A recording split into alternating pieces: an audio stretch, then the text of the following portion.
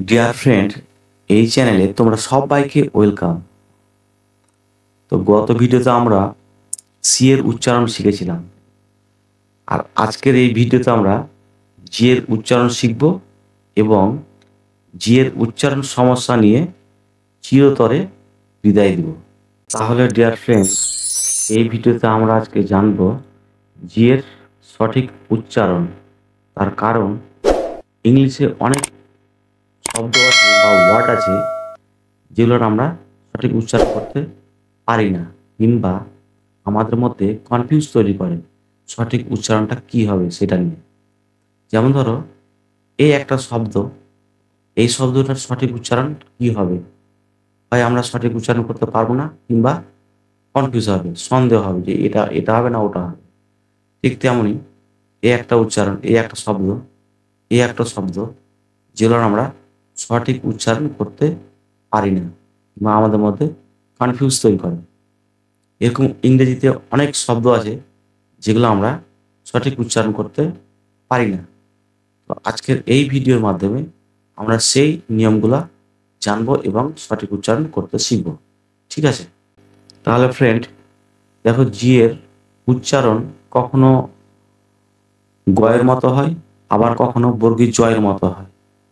এই বর্গীর জ আর গ নিয়ে আমাদের মধ্যে কনফিউজ তৈরি করে। তাহলে আজকে আমরা শিখব গয়ের মতো উচ্চারণ কখন হয়, অর্থাৎ জি এর উচ্চারণ গয়ের মতো কখন হয়। তাহলে আমরা এখানে 1 নম্বর মনে রাখবো যে জি এর পাশে যখন ইয়ে থাকবে, যে শব্দ গঠন হবে, তখন জি এর উচ্চারণটা গয়ের মতো হবে। আবার রিপিট করি, জি এর পাশে যখন এ থাকবে তখন এই জি এর উচ্চারণটা গয়ের মতো হবে। যেমন গেম, এখানে এই উচ্চারণটা গেম মানে গয়ের মতো, কারণ জি এর পাশে এ আছে। তারপরে গার্ডেন, জি এর পাশে এ আছে, গয়ের মতো উচ্চারণ হবে গার্ডেন। তারপরে গ্যাস, গেট ইত্যাদি এরকম। তাহলে মনে রাখতে হবে যে জি এর পাশে যখন এ থাকবে তখন তার উচ্চারণ গয়ের মতো হবে। ঠিক আছে? 2 নাম্বার, জি এর পাশে যখন ও থাকবে তখন এই জি এর উচ্চারণ গয়ের মতো হবে। যেমন গো, গোল্ড, গট, অর্থাৎ এই জি এর পাশে ও আছে, তাই এই জি এর উচ্চারণটা গয়ের মতো হবে। ঠিক আছে? 3 নাম্বারটা কি? 3 নাম্বার হলো জি এর পাশে যখন ইউ থাকবে, জি এর পাশে যখন ইউ থাকবে তখন এই জি এর উচ্চারণটা গয়ের মতো হবে। যেমন গান, গাইড, গিটার, অর্থাৎ জি এর পাশে ইউ আছে, তাহলে এই জি এর উচ্চারণটা গয়ের মতো হবে। তাহলে জি এর উচ্চারণ গয়ের মতো কখন হচ্ছে? জি এর পাশে যখন এ থাকছে, ও জি এর পাশে ও থাকছে, ইউ থাকছে, তখন জি এর উচ্চারণ গয়ের মতো হচ্ছে। এবার এই নিয়মটাকে মনে রাখার জন্য আমি গাও বলতে পারি। ঠিক আছে?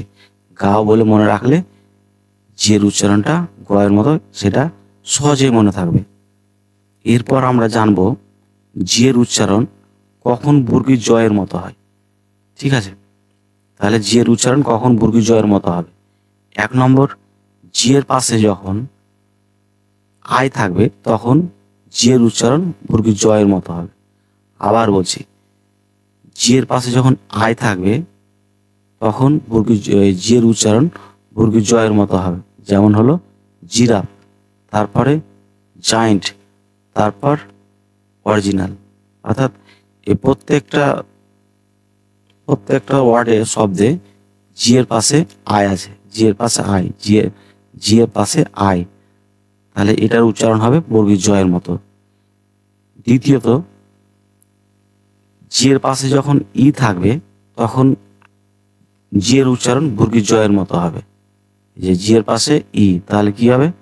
যেমন দেখো, জেন্টেল, তারপরে জিওগ্রাফি, তারপরে জেনারেল। অর্থাৎ প্রত্যেকটা শব্দেই জি এর পাশে ই আছে, জি এর পাশে ই আছে, তাহলে এর উচ্চারণ হবে বর্গীর জয়ের মতো। অর্থাৎ যে সমস্ত ওয়ার্ডগুলোর পাশে, ওয়ার্ডে জি এর পাশে ই থাকবে তার উচ্চারণ হবে বর্গীয় জয়ের মতো। 3 নম্বর আমরা যেটা মনে রাখবো সেটা হলো যে এটাকে শর্টকাটে মনে রাখার জন্য কখন বর্গীয় জয়ের উচ্চারণ জি এর উচ্চারণ বর্গীয় জয়ের মতো হবে, সেক্ষেত্রে এই দুটা ভাওয়েলকে সাজালে কি হবে, জি আই ই মানে জিএ। এই জিএটা মনে রাখলেই মনে রাখলেই বর্গীয় জয়ের মতো উচ্চারণ হবে, অর্থাৎ জিএ। এর আগেটা ছিল গাও মানে গ দিয়ে, তাহলে গয়ের মতো উচ্চারণ হবে, এটা জিএ। অর্থাৎ এই যে আই ই দুটা ভাওয়েলকে আমি জি এর পাশে বসিয়ে জিএ উচ্চারণ করে মনে রাখলে এই জয়ের মতো হবে, সেটা ট্রিক্স হিসাবে মনে রাখতে হবে। তাহলে 3 নম্বর আমাদের মনে রাখতে হবে জি এর পাশে যখন ওয়াই থাকে, এই যে জি এর পাশে যখন ওয়াই থাকে তখন এই জি এর উচ্চারণ বর্গীয় জয়ের মতো হয়। যেমন এই যে জিম, জি এর পাশে ওয়াই আছে, এর জন্য জি এর উচ্চারণ বর্গীয় জয়ের মতো হলো। তারপরে এই যে জিমনাস্টিক্স, জি এর পাশে ওয়াই আছে, জি এর উচ্চারণটা বর্গীয় জয়ের মতো হলো। তারপরে এনার্জি, যে জি এর পাশে ওয়াই আছে, তাই এই জি এর উচ্চারণ বর্গীয় জয়ের মতো হলো। এছাড়া জি এর উচ্চারণের ক্ষেত্রে কিছু ব্যতিক্রম শব্দ আছে যেগুলা আলাদাভাবে মনে রাখতে হবে। সেই সব শব্দগুলা কোনো নিয়মকে মেনে উচ্চারিত হয় না, তাই এই শব্দগুলাকে আলাদাভাবে মনে রেখেই জি এর উচ্চারণ করতে হবে।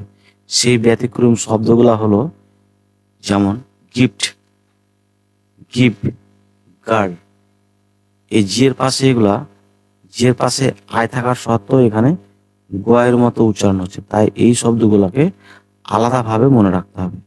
তারপরে আরো এইসব শব্দগুলো আছে, এই শব্দগুলা কোনো নিয়ম ফলো করে না বলে এগুলা হলো ব্যতিক্রম শব্দ, তাই এই শব্দগুলোকে আলাদাভাবে মনে রেখে জি এর উচ্চারণ করতে হবে, ঠিক আছে।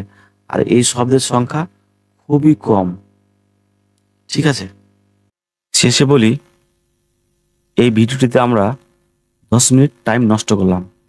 এই 10 মিনিট টাইম নষ্ট করে কি শিখতে পারলাম জি এর সঠিক উচ্চারণ, ঠিক আছে। তাহলে ভিডিওটা অবশ্যই তোমাদের ভালো লেগে থাকলে ভিডিওটিতে লাইক এবং শেয়ার করো। আর যদি এই চ্যানেলে নতুন হয়ে থাকো চ্যানেলটিকে সাবস্ক্রাইব করো। দেখা হবে পরবর্তী ভিডিওতে। ধন্যবাদ, ভালো থেকো।